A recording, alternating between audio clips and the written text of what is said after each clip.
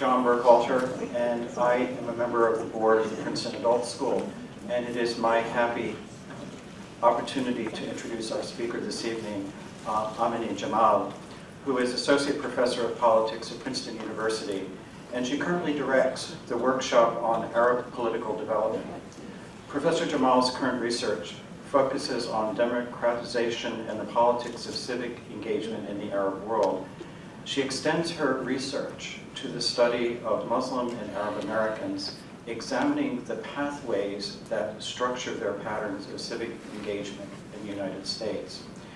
Professor Jamal has written 4 books. Her first book, Barriers to Democracy, which won the Best Book Award in Comparative Democratization at the American Political Science Association, explores the role of civic associations in promoting democratic ethics in the Arab world. Her second book, an edited volume with Nadine Naber, University of Michigan, looks at the patterns and influence of Arab American racialization processes. She is revising a third book on patterns of citizenship in the Arab world, tentatively entitled Of Empires and Citizens, Authoritarian Durability in the Arab World, through the Princeton University Press.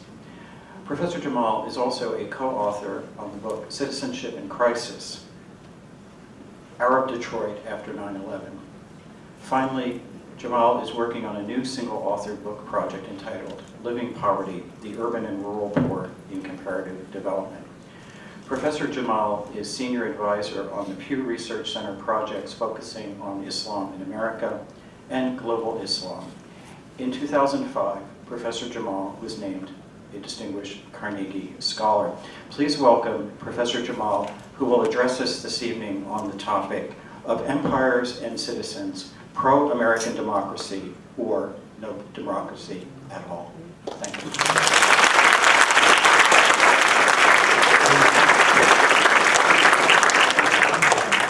Thank you so much for coming this evening. It's a great honor and privilege to be delivering this talk this evening. And I wanted to apologize about the delay. Sometimes you try to do it all and you think you have enough time between soccer practice, the kids' soccer practice, and you don't calculate. And hence, I didn't have enough time to go home and get into my formal business wear. So I apologize about all of that.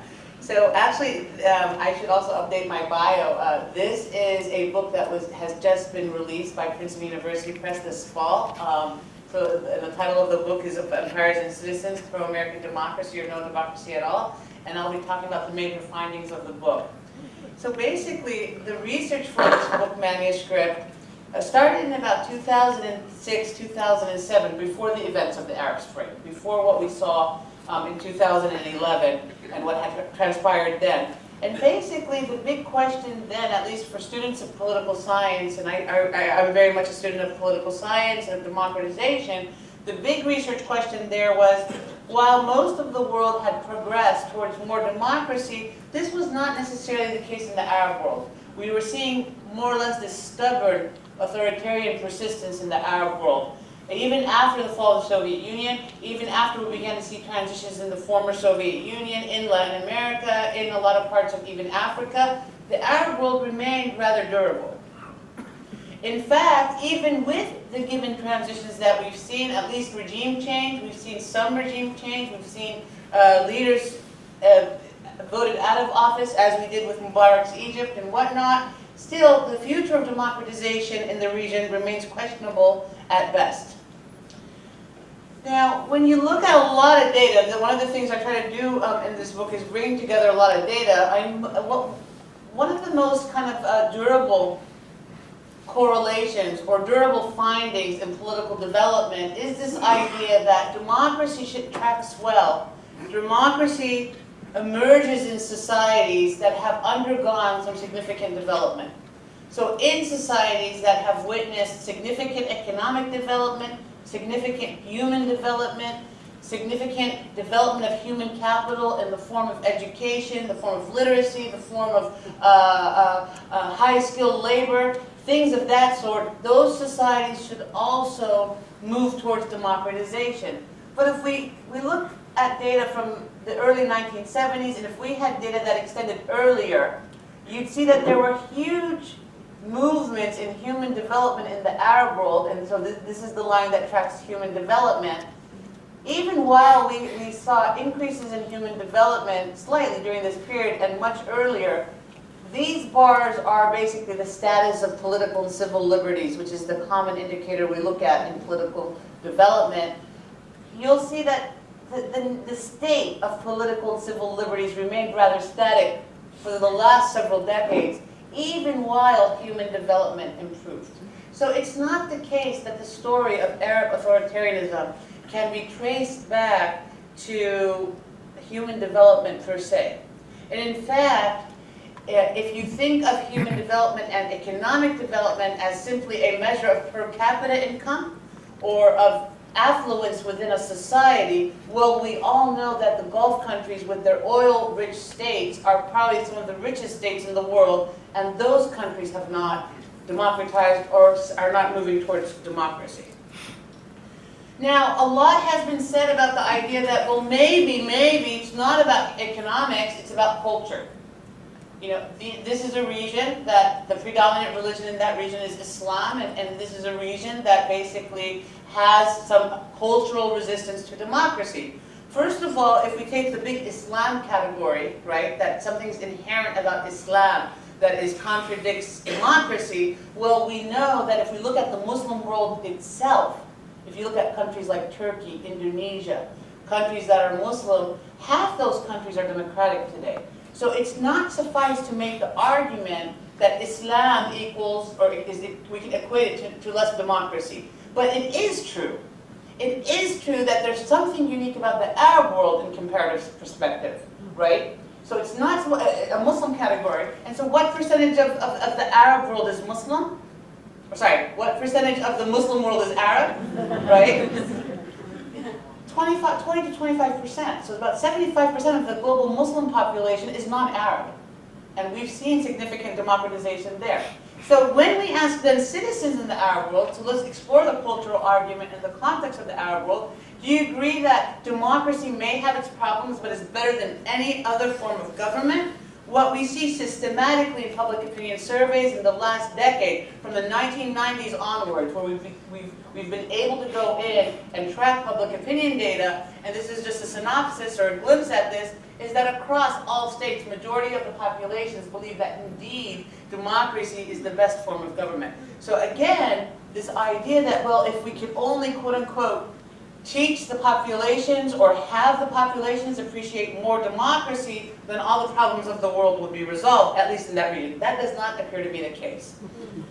However, having said that, and this is kind of like how I nuance the puzzle in the book manuscript, is that what you do find in the Arab world also is that even while there's significant support for democracy among these populations, you'll see that alongside those strong levels of support for democracy, there tends to be still strong support for some of the authoritarian forms of government. So those citizens will say, yes, we love democracy, but yes, we love our regimes, right? Yes, we're pro-democratic, but our regimes, even though they're not democratic, they're very good for us. So one of the things that I've been trying to reconcile in this book is, well, how can these citizens really understand democracy, appreciate democracy, understand that democracy is a system of accountability and transparency and about a certain set of rights on the one hand, but on the other hand, view these regimes, or at least view that these regimes that are rather authoritarian, are rather abusive, as legitimate entities in this society. Now this is, I apologize, this is not the systematic finding in the region, and one of the perplexing things that I uncover in the book manuscript is that in a country like Kuwait, you find that that population is far more critical of the monarchy, far more likely to resist authoritarianism in that oil monarchy. Now for me that's a perplexing finding, because most of our theories about political development tell us that in countries like Kuwait, like Saudi Arabia, like Qatar, you know, these oil-rich states, especially with the Emirates, where the government is basically dishing out resources and benefits to the population, it's in those societies that we should see citizens the happiest and most content and happy with the status quo. So that we're seeing that only 25% of the population believe that they should support, for example, this question was, people should always support the decisions of the government even when they disagree with those decisions. Kuwaitis don't really buy into that. That to me is perplexing. Furthermore, a country like Jordan, where you have a lot of sectarian divisions, where you have socioeconomic problems, where you have growing unemployment, where you have a government, especially since the 2000s, has become in many ways more repressive than not, you still find significant support for the Jordanian regime. And it's not only about the tribal lines in that society. It's not only about the sectarian Palestinian-Jordanian divide. It's far more complicated. So then for me, then the question is, why is it that some societies are more likely to stand by their regimes than others? And so the project overview, and I'm sorry just to repeat myself, is why have the citizens of the Arab world not demanded more democracy given the structural changes on the ground and the global push for democracy accompanying the third wave? That wave of democracy that happened in the 80s and into the late 80s. So if we look at a lot of the existing explanations, again, I highlighted or I previewed the argument about culture, you'll see that a lot, and I'm not going to get into too much detail about the existing models in political development that explain the lack of democratization or the persistence of authoritarianism, but for the purposes of this talk, I'm just going to go through them very quickly. I'd be happy to come back to them in Q&A.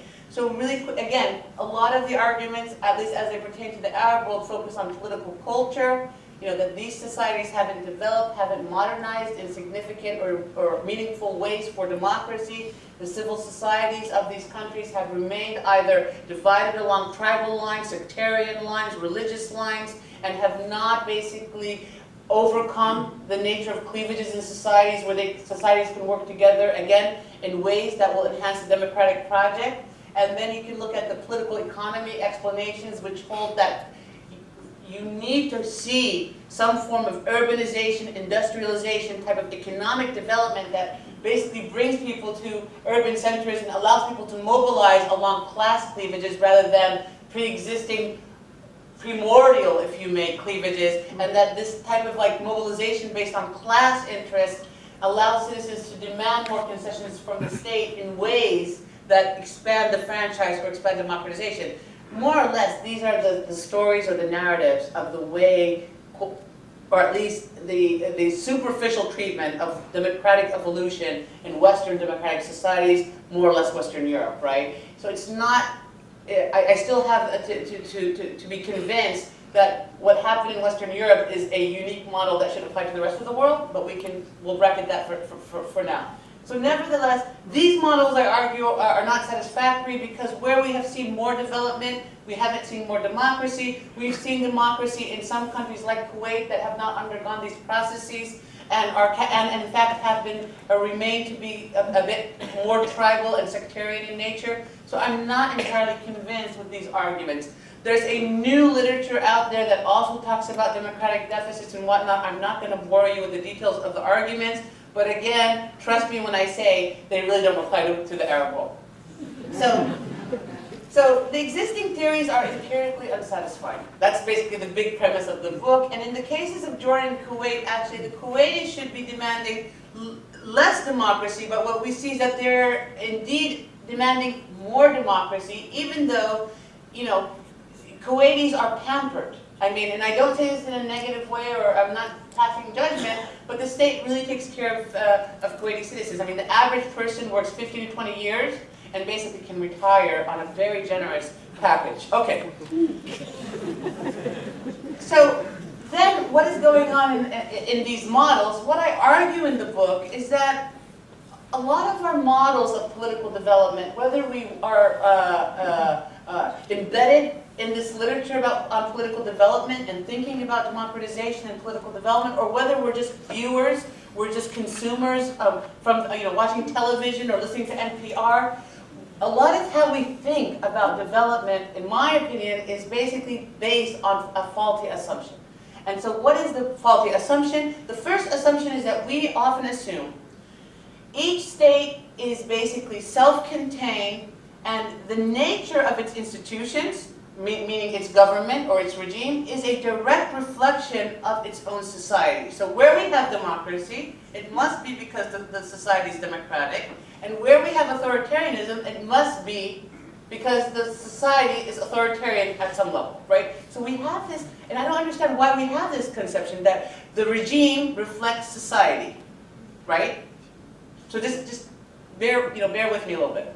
So the idea is that if we change society, right? If societies change, then the regimes that emerge should reflect the preferences of the society.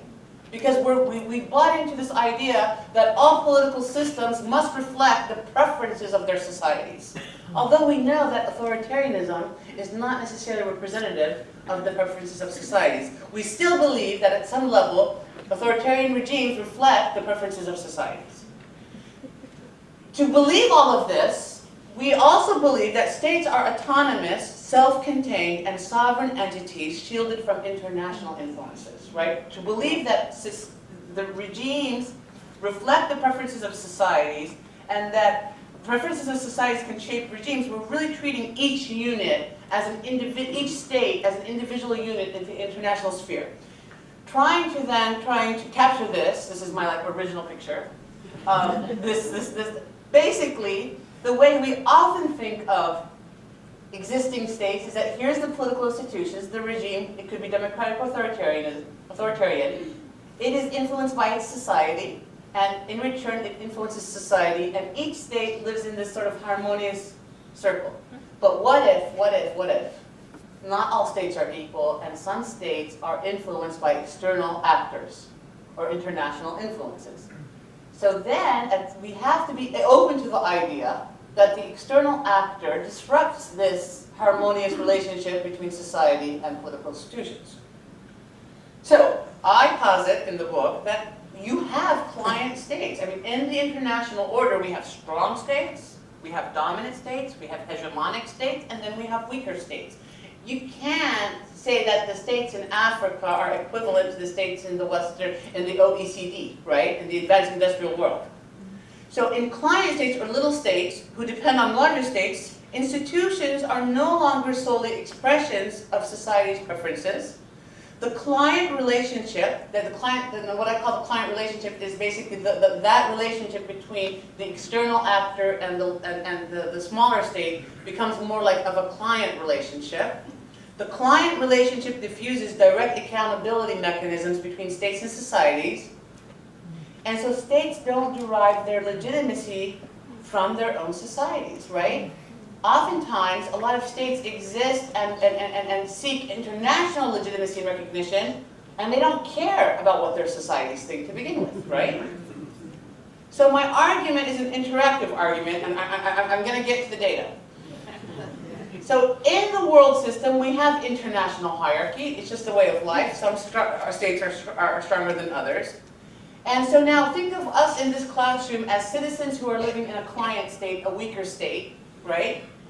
The fact that we know that our state institutions are weak and we have a strong external patron invested in what happens, that's going to have to factor into how we think about the utility of democracy or regime change in the future, right?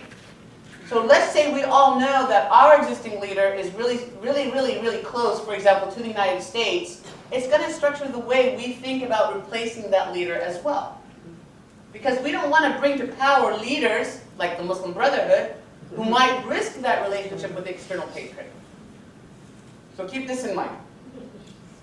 So this is going to influence the democratic trajectory more broadly in these states. So the implications then for democracy are that international clientelism mediates state-society relations at the domestic level. Democratic preferences of society, it doesn't matter if we're democratic or not democratic in this classroom, we're going to worry about the issue of successorship, right? Who's going to succeed, who's going to take over the regime, and whether that entity is going to risk or jeopardize our state in the international arena.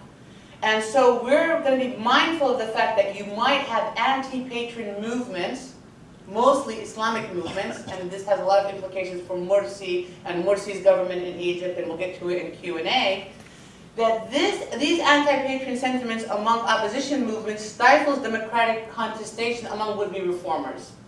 we can be so democratic or we can be so authoritarian. The truth is, we might end up with the same set of preferences given the international dynamics here. Okay, so my hypothesis in the project is those worried about Islamists, Islamic movements jeopardizing the client relationship with the US are more likely to support the existing authoritarian status quo because they worry about the implications of democracy, which is regime change, and those not worried about Islamists jeopardizing the client relationship will be more likely to support democracy or regime change. Now we're going to see then support in Kuwait for more democracy. Why? Because in a country like Kuwait, the Islamic movements, the main opposition movements in all Arab societies right now are the Islamic movements. The Islamic movements are not anti-American in Kuwait.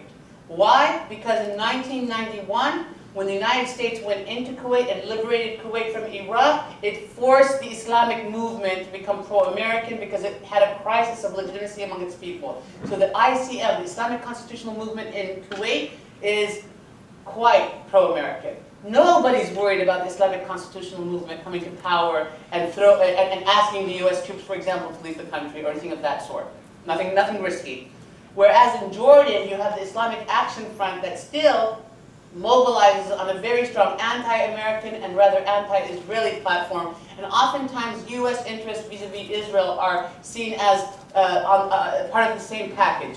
So this is a major cleavage that the Islamists will mobilize upon. Because the Islamic Action Front is anti-American, you have a lot of democratic reformers who are very cautious about pushing the democratic project further in Jordan, because you have the peace treaty with Israel, you have a country that has become increasingly aid-dependent in the last decade to 2 decades, and you don't want to risk Jordan's status vis-a-vis the international environment. Okay. So this all shapes, I argue, the future debates about Arab democracy and the role of the Muslim Brotherhood. It becomes very critical to understand the role of the Muslim Brotherhood in Arab democracy, and it's not simply about a game of values, and we'll get to that. And we are basically right now, everything that Morsi does, we are, for example, we are monitoring it with a lot of care, a lot of diligence, because a lot of analysts and policymakers want to see how Morsi is going to respond to certain actions in the region. Will he support Hamas? Will he broker a peace, a cessation of violence with between Hamas and the Israelis? Will he accept U.S. aid? Will he cooperate on issues of borders and things of that sort? These are big debates, and they will structure. In the book, I say they will structure the future course of democracy in the region as well. Okay. So now I've talked for a long time, and so now I need to convince you that I'm right. Or we can go home. No. So working in the Arab world, as many of you know, it's not an easy enterprise, especially during this time period before the Arab Spring, to collect the type of data that you need for this project. And I work on public opinion data, so I want to basically be able to pull in these societies and sample representative samples. So basically, I can't do my work underneath the radar. If you have a team of researchers in the field trying to have a random sample of the population, the security forces are going to find out. So this has been this project took a long time in terms of trying to collect the data. We collected data, my research team and I, and my partners in the Arab Barometer. Arab Barometer is a large public opinion survey. If you don't know about it, please visit the website, www.arabbarometer.org.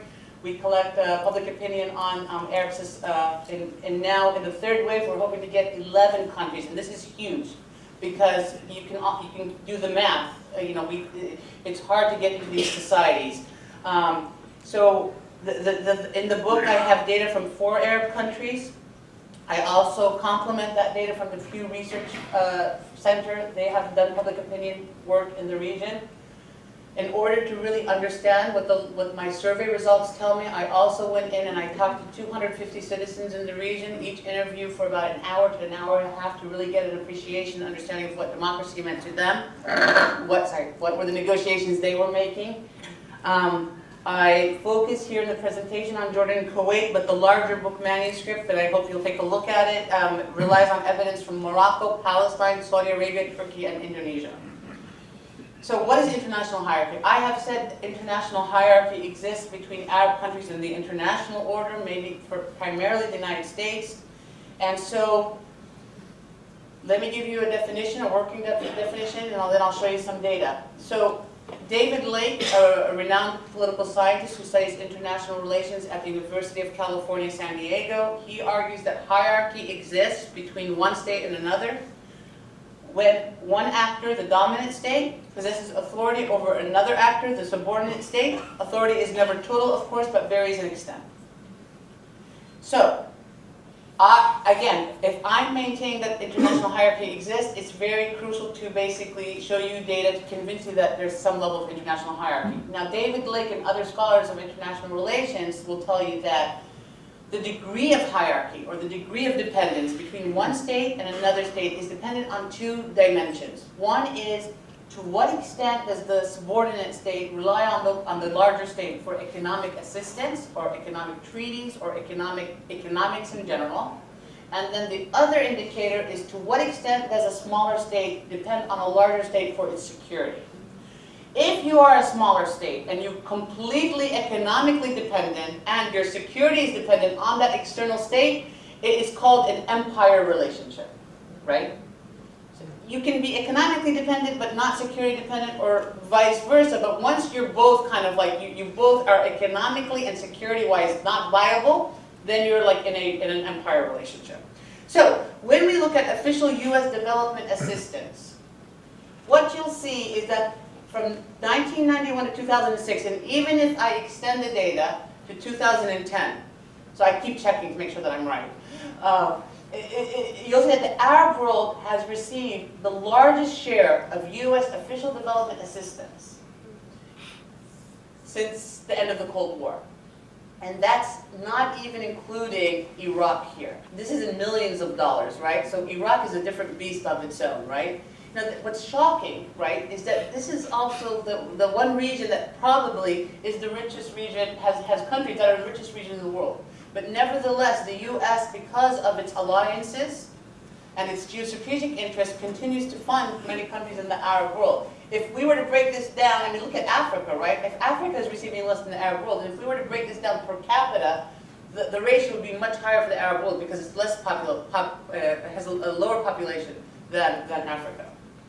Now, if we're looking at the number of U.S. conflicts in the region, where the U.S. has intervened in conflicts in the region, again, what you'll see in the Middle East, the largest share of intervention is in the Middle East, but note that this is coming from the correlates of war data. The correlates of war data have not been updated since 2001. So in essence, we're missing Iraq, we're missing the war on terror, we're missing Afghanistan, if we're going to count Afghanistan as part of like the Middle East and not Asia. So we're really missing a big slice of the conflicts here. But nevertheless, even before the interventions, the U.S. was more involved in the Middle East than any other region in the globe. Now, if we look at military personnel deployments across time, since the end of the Cold War, from 1991 onwards, you'll see that U.S. troops have been deployed more in the region, or the increasing amount in the region of the Arab world than any other region. In fact, in every other region, the U.S. has removed its security presence except the Arab world. Now, a lot of you will think that this chart here, is excluding Iraq and Kuwait. If I include Iraq and Kuwait, it really blows this out of proportion, right? So we are disproportionately, our troops today are disproportionately involved in the Arab world. We've seen some reductions since the Obama administration, but nevertheless, we're heavily present in the Arab world. If we look at the index of economic hierarchy, and the index of economic hierarchy is operationalized as the number of trading partners outside the dominant country, the United States, and the extent to which your currency is pegged against the US dollar, which also is a signifier of how dependent you are on the US, you'll see that the Arab world has increased in its economic dependence in the last 2 decades. The only other region that is more economically dependent is Latin America. But remember what I said, Latin America does not depend on the US for security, right? So if you think about the one region that has become more dependent on the U.S. economically and its security since the Cold War, it's the Arab world, which basically is why I titled the book of Empires and Citizens. Now, that's establishing the first part of the puzzle. Now, what does Islamism look like in the Arab world? And I know I'm going to get a lot of questions on this. These are not monolithic movements in each of the countries. In each of the countries, you have a unique Islamic movement. It can be more moderate, more radical, whatever the words you want to use, depending on certain context given within each state. But nevertheless, we can, as analysts, say that there are some unifying elements that unite, that basically categorize these Islamic movements. Primarily, most of the Islamic movements in the Arab world are offshoots, are branches of the Muslim Brotherhood. And they all share certain platforms. And so they're very unified, if you may, in their resentment of U.S. influence in the region. More so than, or probably equally so as the old secular nationalists of the 1950s and 60s. In many ways, they're the ones who are championing that. So if you look at their manifestos, if you look at their pamphlets, if you look at their speeches, if you interview their leaders, you're systematically getting back responses about something has to change. This hierarchical relationship between the Arab world and the United States has to change because in their belief, it's disadvantaged Arab countries. And we can talk about that. So more or less, at the time of writing this book, although we were able to do research in Arab countries, am I okay with time? Okay. We were able to do research in Arab countries. We were not able to ask questions about support for Islamism. So the government would allow us to do research, but anytime they would see our survey instrument and there was questions about, do you support the Muslim Brotherhood? Will you vote? If you could vote in a free and fair election, would you vote for the Muslim Brotherhood? They would say, you can only, they'd remove that battery. Because it was very threatening to the regimes to actually ascertain the extent of support for Islamism. You could ask about, do you like the regime or not? They would let us ask that. They wouldn't let us ask about Islamism. So at the time of writing the book in 2007, 2008, I basically was going off a number of estimates, and I was trying to be safe. I don't want to be wrong. So I said, okay, my confidence interval is like this big. I place support for Islamism anywhere between 35 to 60%. I was criticized by my colleagues for even extending it above 35%, right? And even before the elections in Egypt, based on what I knew, I said, like, you guys' support is like more than 40%, and my colleagues kept saying no. And when the election results came back, it was even larger than 40%. But this is something that people were uncomfortable with, even policymakers and people on the ground. This was a sensitive issue. And so it's linked to the argument of this book, right? You didn't want to think that the Islamists could basically sweep an election. And so I posit again that the main Islamic opposition movements in Jordan are far more anti-American than the opposition movements in Kuwait. And you can track this on a lot of other dimensions where you see that Kuwaitis in general, the dark blue lines, are far more favorable to the United States than the Jordanians. And I want to get to Q&A, and I'm worried about... So then you might think, okay, so let's go back to the metaphor. I was like, we're the classroom of citizens in these countries. Why would we care about who's in power, or why would we care about risking our ties to the United States? Well, we might not like the United States because of what it's done in our countries, but the truth is, if we're in these economically depressed societies, in this era of globalization, we also understand that if we could trade with other countries, it's going to improve our socioeconomic status. A lot of these external countries will invest in your country, and they will invest only if you satisfy a certain level of criteria, one of which is facilitated by more cooperation with international actors. If you're in good standing, you receive aid, you receive development assistance, and stability, right? If the United States is on your side, you're more or less protected, right? Nobody's going to invade your country. And stability is good for economic growth. So for a variety of reasons, citizens don't want to be drawn into wars. Citizens want stability. They want to see more economic development. And so they see the United States as something positive in their societies. It's not true that all the Arab societies resent the Americans, right?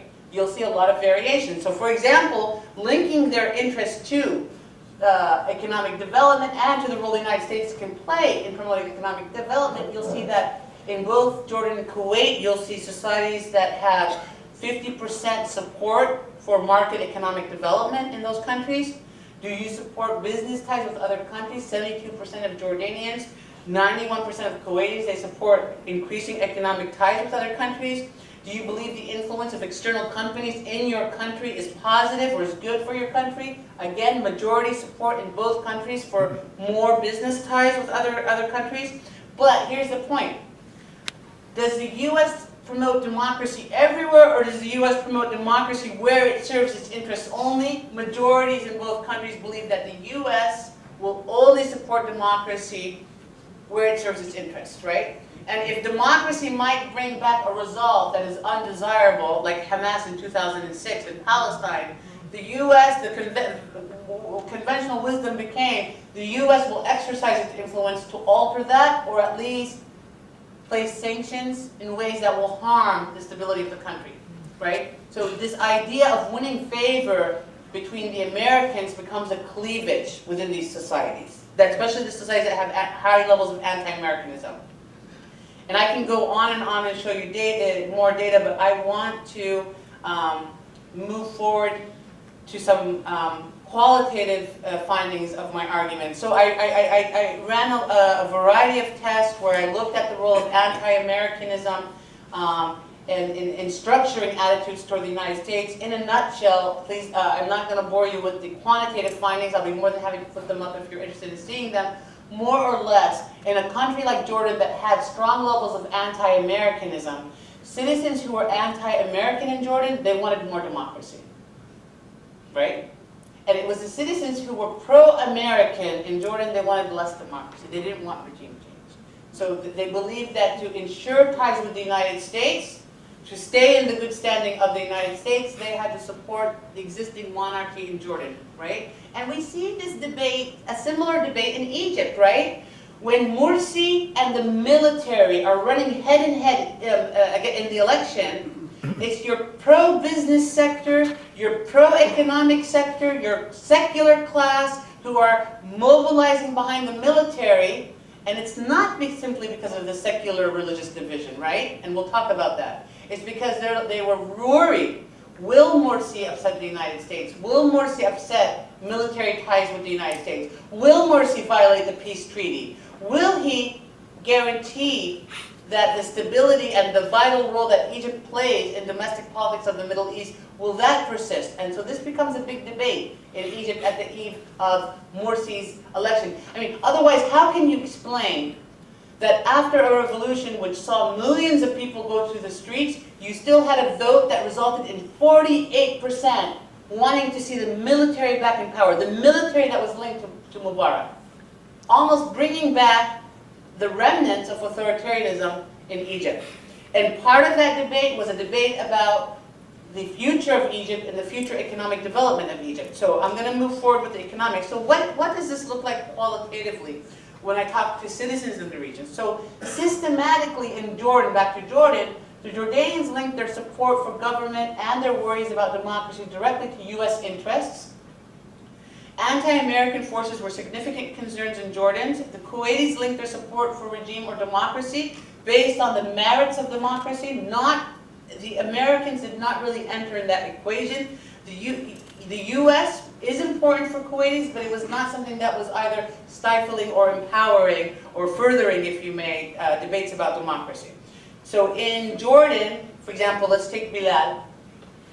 When we ask him about what he likes about his country, he says, look, we have peace and security. This is because the king knows how to work with our allies, the U.S., to protect us. This is a very common theme in Jordan. Look what's happening in Iraq. Look what's happening in Palestine. Look what's happening in Syria. Look what's happening in Lebanon. Look what's happening in Iraq, right? Jordan is peaceful and it's stable, and you've seen economic growth. They're linking, and then when we ask him about Islam, he talks about Islamist movements by saying their thinking of Islam is not positive all the time.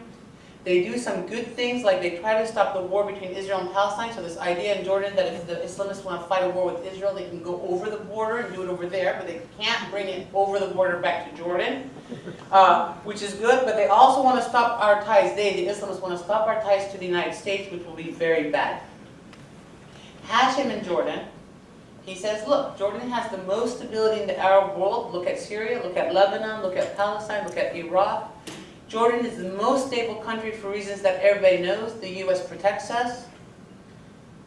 He's not happy about it. He says the U.S. uses us as puppets. Both our kings have been successful, and both kings, meaning the King Abdullah and his father Hussein, know how to move the way the U.S. wants them to. They have to do this to survive. And then he says democracy is about letting people rule themselves. He believes that democracy can create some more equality and put people at the same level, yet some groups then will use democracy to harm the country standing in the international arena. So he's a Democrat by all measures, well-educated, fluent, all of that, but he said, I'm going to back the monarchy. And it's not that he's getting rents or perks or benefits or economic interest from the monarchy. If you look at Kuwait, take Esma Kuwait, she's worried that if the U.S. leaves Kuwait, Iraq will attack us again. There's this really wide-held conviction in Kuwait that Saddam Hussein was never killed. And if the U.S. would remove its forces, you would see another invasion by Iraq. So it's part of this experience of the occupation that has really traumatized the Kuwaiti populace. They say U.S. is vital for security, and she says you find this opinion among the Islamists, the Democrats, liberals, and others. She would like to see more accountability between the regime and the people. She also wouldn't mind if the parliament reflected the interests of Kuwaitis more generally, even if it means more Islamist representation. The Islamists in Kuwait, and I know I need to open it up for Q&A, but the Islamists in Kuwait are rather conservative. Actually, they're more socially conservative than a lot of the other Islamist groups in the region, right? Partly because of their being in the Gulf, their influence of Wahhabism, and things of that sort. And so when the Islamists begin to access parliament in the 1980s in Kuwait, what is one of the first policy changes they enact?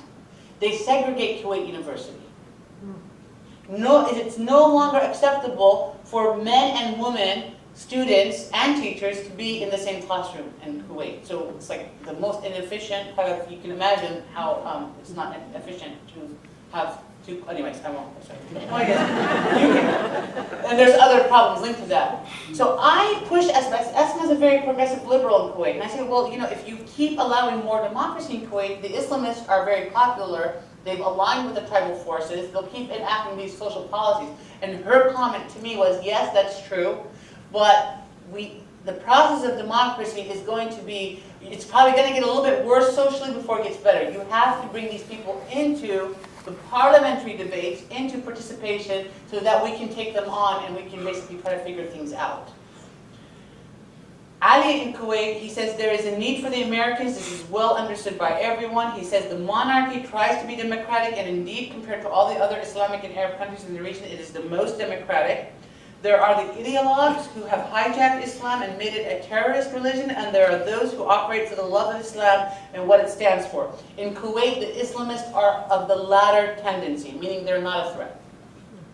So the conclusions of the book manuscript is understanding the lack of democratic contestation or consolidation in particular states calls for an examination of states in the larger international context. Bottom-up approaches, or this idea that if just societies became democratic, lo and behold, we're going to have democracy, are basically based on faulty assumptions, or they assume complete autonomy. Anti-Americanism is a key source, and that's the key argument of the book, that has stifled democratic contestation and debates about democracy in the region. The route to democracy may lie in addressing the sources that increase or decrease anti-Americanism across the region. Thank you very much, and I look forward to your questions.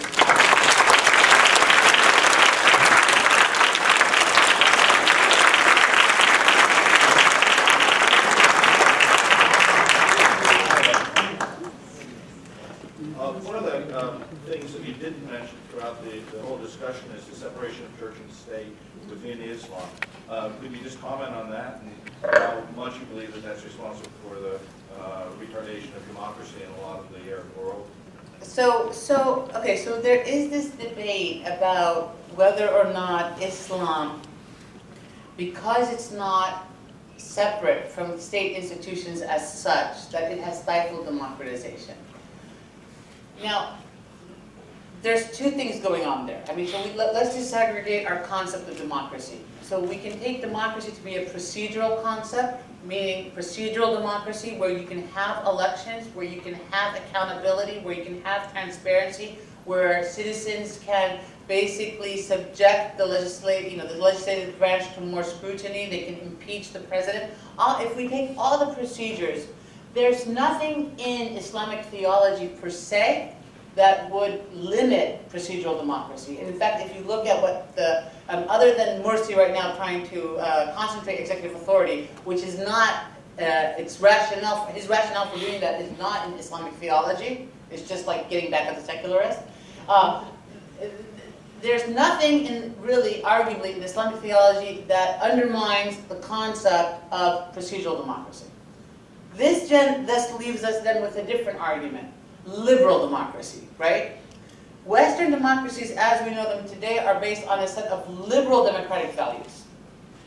And liberal democratic values, what do we mean when we say liberal democratic values? The truth is we mean a sense of equality, of individual autonomy and agency, one that is separate from divine intervention, right? We don't act as citizens in this country because God tells us to do one thing or the other, or we don't, when we go to vote or when we apply ourselves in political life, we do it based on our political preferences. I mean, they can be influenced by our conceptions of religion, but nevertheless, nobody's telling us it has to be. So we have individual agency in this country. It's based on a concept of tolerance, mutual respect for difference, right? Both racial difference, gender difference, sexual orientation differences, things of that sort. Women's rights, right? So when we talk about liberal democracy, we're really talking about a liberal set of practices and beliefs and orientations. So we have to separate that.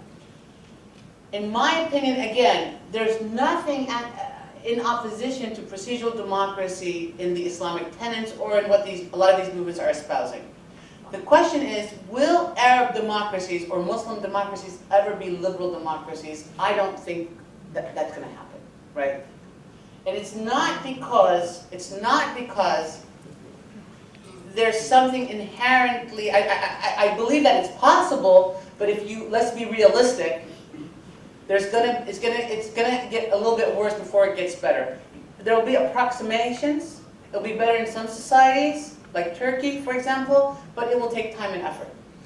Having said that, though, and I'm not saying, oh, that's okay. I'm not dismissing it. I think it's very important to have values based on equality in society. That's my own personal opinion, but that's an issue. The truth is, if we look at our own history, even in the United States, we were never the champion of liberal values in our history, yet we were democracies. I mean, I'm sitting teaching in a university, and it really just puzzles me that in the 1970s, women were not allowed to be in this university. And it's like recent history. I mean, like, okay, I'm getting older, but that's recent history, right? I'm in a country where in the 1960s, blacks and whites couldn't be in the same classroom, right? I'm in a country, so we think about our own democracy, but we were when does democracy start in this country? It doesn't start in 1970 or 1965 with the civil rights movements. We were democratic for about 200 years before that. So again, if it took us 200 years to get where we are today, are we really going to expect the liberal democratic process to happen in 5 years in the Middle East?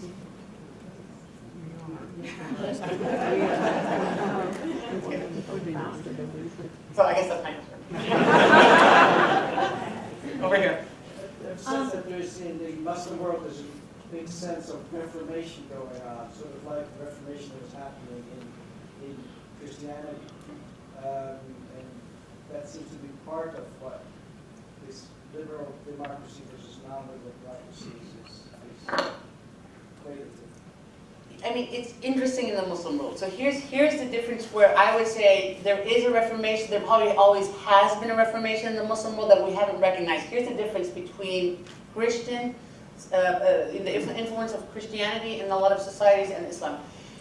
So for better or worse, it's probably very good, but it's also very bad. I mean, this is why I say this, right? is that you don't have organized, like the organized mosque in the Middle East, right? You don't have the organized imam in the Middle East. You don't have the Vatican. You don't have the church. You don't have this idea, this one institution that is passing down wisdom, that is reflecting current developments. So, and what's one of the things that Islam prides itself for is that everybody, it's a decentralized religion. It doesn't believe in hierarchy. It doesn't believe in individuals really becoming kind of the agents between citizens and God, so that everybody has to have their own kind of direct, intimate relationship with God. Okay, that's great. On the other hand, it means that you have like 10,000 reformations going on in the Middle East. So you have a reformation, like in Egypt, there's probably like more than 20 new reformed Islamic movements, all like basically championing certain issues that they believe need to be reformed. And, so there's splinter groups all over the place, but the hegemonic institutions that have remained durable because the regimes espouse them are like institutions of Al-Azhar in Egypt, like the key institution, or what we hear out of Saudi Arabia. Those are institutions that have legitimacy because they've been in existence for a very long time. However, it's very common to hear like, oh, well, that fatwa or that jurisprudence came out of Saudi Arabia and they're so conservative, I'm not going to listen to them, right? So it becomes almost everybody's their own imam. So better or worse. Now why do I say it's bad? I mean, I think in a way decentralization is good and you don't want to homogenize discourse and I can have my views. But like in the United States, it's so decentralized that even today in the United States and actually in the entire Muslim world, but even in the United States where you have a smaller Muslim population, you can't even agree on the days of our holidays.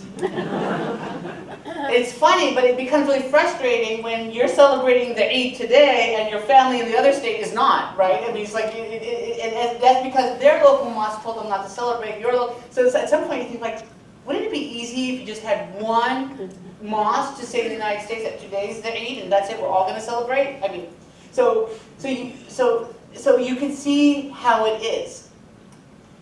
Now, what does this mean? I think that what does this mean is that you're going to have, I believe that then reformation in Islam or rethinking a lot of what Islam should be in political life is going to have to happen alongside developments. So, I mean, if you even look at Morsi since he's assumed power, he's already come a long way in certain things. I mean, for him to broker a peace treaty between Hamas and Israel when they were mobilizing a year ago about how invalid and Islamically unorthodox the whole peace treaty was, I mean, so, yeah. Back here? A lot of your hypothesis here, your analysis on empire, is predicated on the United States being the superpower. And you look at the rise of China. How would that change this when there are multiple world powers that they can be satellite states to? Right. So this is a good question. So in other words, we're dealing in this moment of history where we have a unipolar world order, where the United States more or less is the most dominant power. Nevertheless, during the Cold War, the Soviet Union was a powerful force, so did that have a different dynamic? And in there what I argue is that when you had these opposing patrons, you had different movements aligning with each of the patrons. So you saw more contestation, far more contesting of the status quo than what we saw in the last 20 years in the Arab world. Because, if we lose the United States, we're going to have the Soviets. So in many ways, what the rise of China can do is that if you see, and so this is one of the things to think about. I mean, if you think of where a future global axis will emerge in the Middle East, it might be China, Iran, and Russia, for example. And when Morsi pays his first state visit is to Iran, I think he's signaling that we're going to probably work with the United States, but we're open to other options as well. And so a lot, at least in the interviews with Islamists on the ground, I would say to some of these leaders, like, well, you keep saying that you want to get rid of the United States. And the United States and Jordan, is about $1.3 billion in U.S. official development assistance. What are you thinking, right? And they're saying, Iran and China. We can foster economic relations with Iran and China. I never saw an economic plan, right? But at least there's this idea that we could easily figure this out with the East. Eastwards, not westwards. And so this idea of this potential new force, right, is something that the Islamists, at least in some of these countries, are banking on. And certainly, you know, Hamas has survived because of that Eastern Alliance. Hezbollah surviving because of that Eastern Alliance. The Islamic Action Front thinks there's elements within the Islamic Action Front that think that they can survive based on Islamic on this Eastern Alliance. Nevertheless, those movements, Hamas, Hezbollah, they're movements, and Jordan is a country. So I mean, the calculation must be different. But a growing China in the Middle East would hurt U.S. interests in the region, I think, because of that dynamic. Back there. Is there a role in, I was in Morocco several years ago, many, like 15 years ago, but I was struck by the number of satellites on the sides of all sorts of buildings where there was still a communal bathhouse and there was still a communal oven and the bread was still being cooked down to, you know, a place to be baked. So is there a distinction between an anti-American feeling because they're seeing a picture of America where there wasn't I Love Lucy and Father Knows Best, but all of a sudden Beyonce? I mean, from one extreme to the other. And so it isn't necessarily an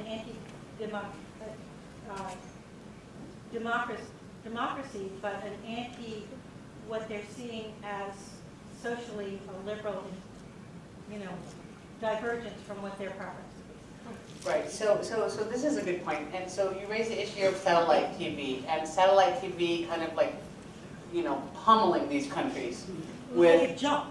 Yeah, exactly, everywhere. And it's just like broadcasting all this news savvy. I mean, so the first response is we often think that the only kind of like non-conservative or non-Islamic images are coming from the United States. But the truth is, if you see what's broadcast sometimes from Lebanese TV, it kind of makes U.S. TV look censored. Or India.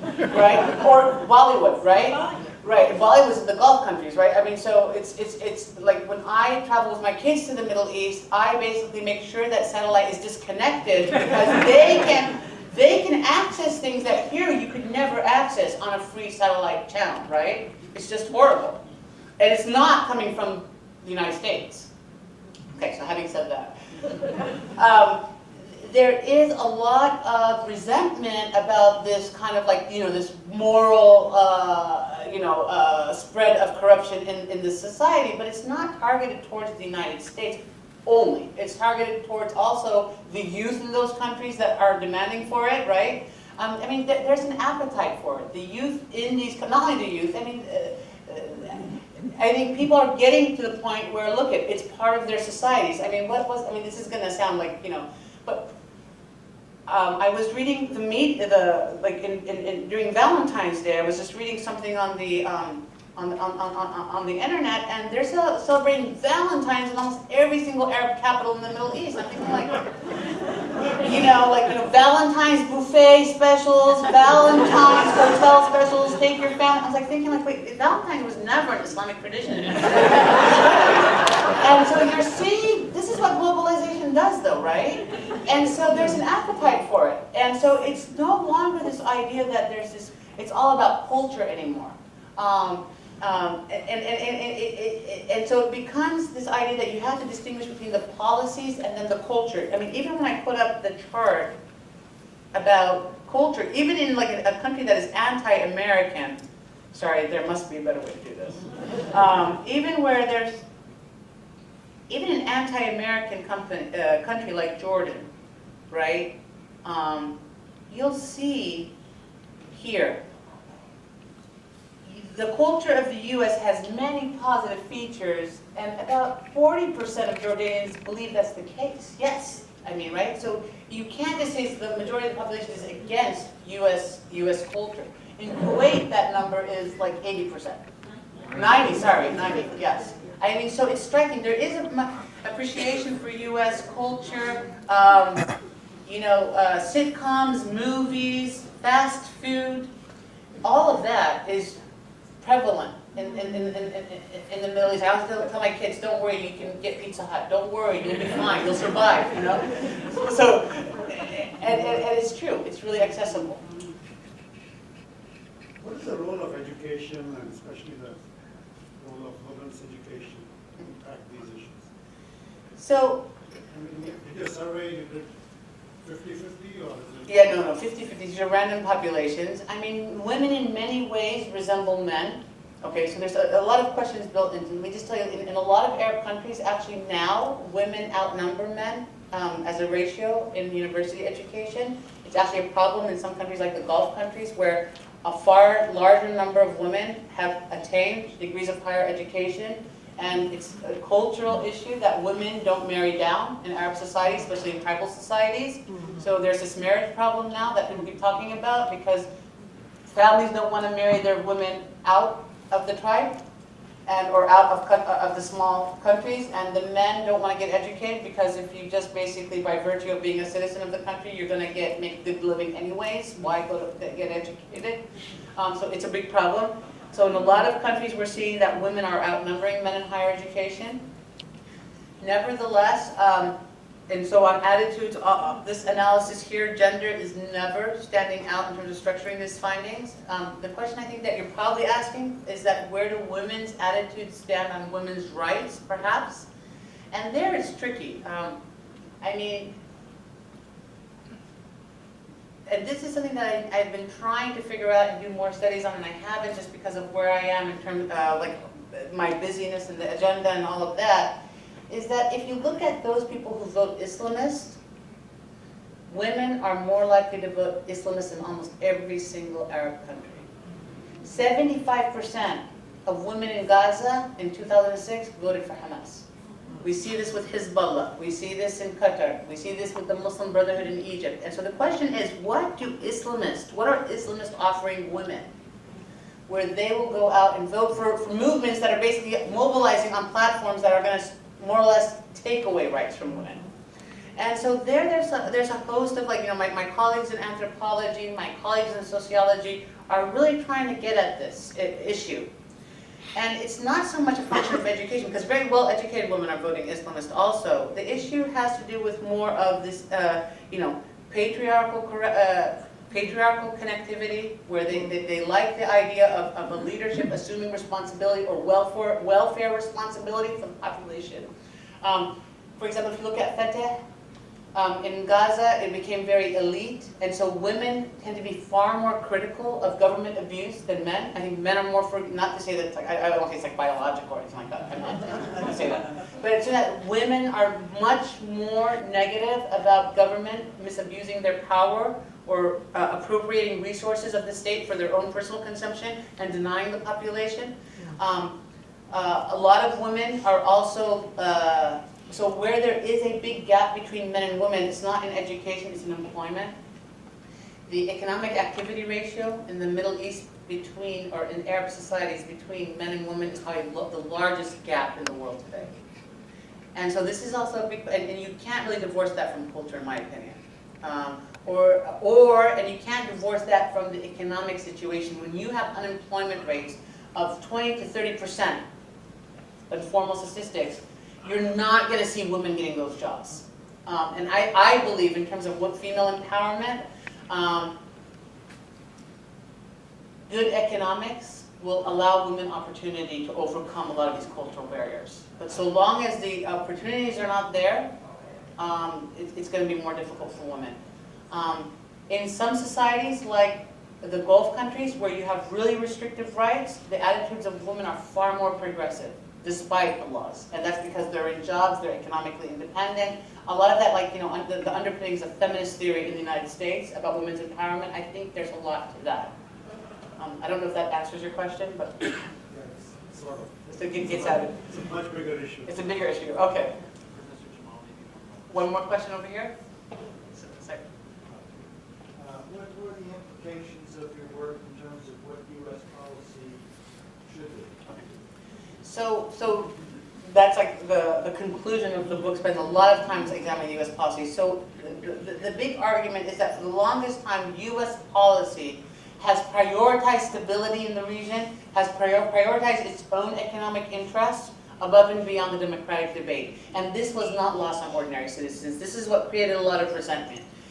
On top of that, the campaigns, the military campaigns in the region, right?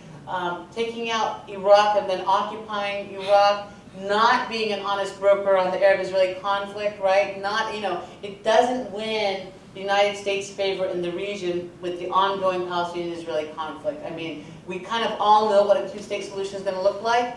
We all know that settlements are going to stifle the creation of a Palestinian state, and when it's against international law. And if we're going to use our veto power in the Security Council, we need to be kind of like, consistent. And so there is this idea that the U.S. does impose a double standard in the region, and this creates a lot of resentment, right? So, if you look at the history, we've supported authoritarian rulers who have oppressed their societies.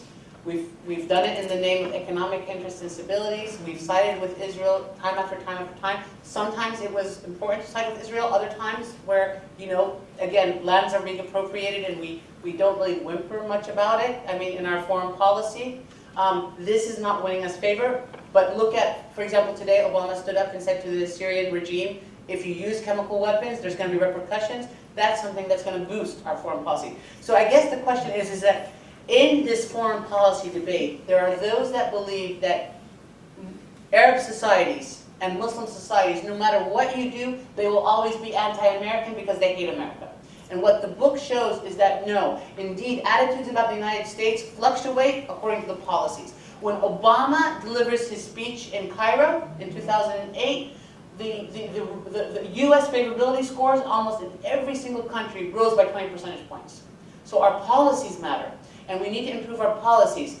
We're in a different era now. All of what's happening now with the Arab Spring, with the U.S. siding with the revolutionaries in Egypt, we never did that before in our U.S. history, right? Getting rid of Mubarak, despite the fact that the Saudis were infuriated. We couldn't do it in Bahrain. We didn't overextend. We didn't upset the Saudis in Bahrain.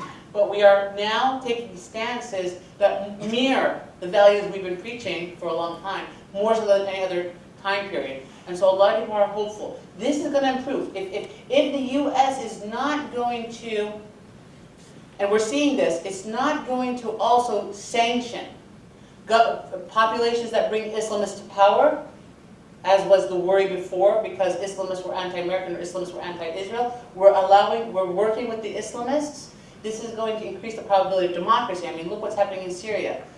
For the longest time, we've been trying to gauge the opposition. Should we support the opposition? Should we arm the opposition? Where are the opposition sensibilities? How close to the Saudis are they? Are they Sunni? Are they Shia? Are they going to align with Iran? And I think we figured it out, personally. I mean, nobody's telling me this is like my reading of the situation. This is like, and it's not conspiracy theories. It's based on my analysis, okay? We figured it out. We are comfortable now with the coalition of opposition movements. We are reassured that it's not going to be an Islam. We know it's going to be an Islamic. There's going to be a heavy Islamic presence in the opposition when they seize power from Bashar. We know they are not going to align with Iran, which was the #1 priority for us. And I think we're going to see much more now, kind of like careful agitation to see that transition more clearly. And so all of this U.S. policies are really going to structure the future of democracy in that region. Can we thank Professor Jamal?